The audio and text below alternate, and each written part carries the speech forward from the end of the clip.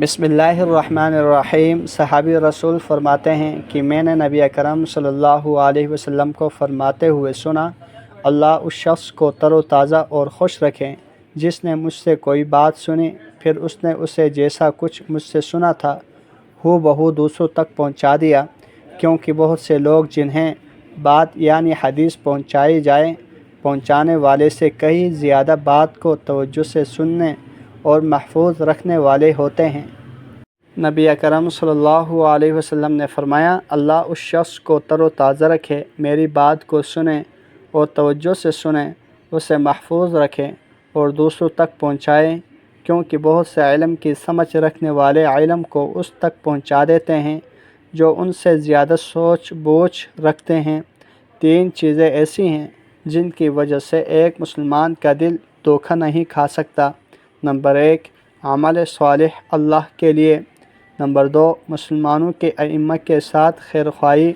Number 3، اور مسلمانوں کی جماعت سے جڑ کر رہنا، کیونکہ دعوت ان کا چاروں طرف سے احاطہ کرتی ہے۔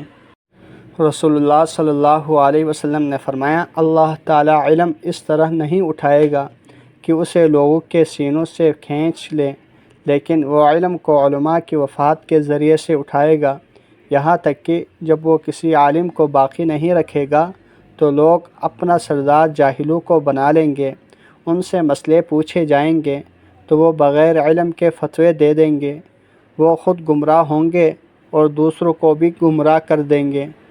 صحابی رسول فرماتے ہیں کہ میں نے رسول اللہ صلی اللہ علیہ وسلم کو فرماتے ہوئے سنا، جو شخص علم اس واسطے سے سیکھیں کہ اس کے ذریعے علماء کی برابری کریں، کم علم اور بیوقوفوں سے بحث و تکرار کریں، یا اس علم کے ذریعے لوگوں کو اپنا گرویدہ بنا لیں، تو ایسے شخص کو اللہ تعالیٰ جہنم میں داخل فرمائے گا۔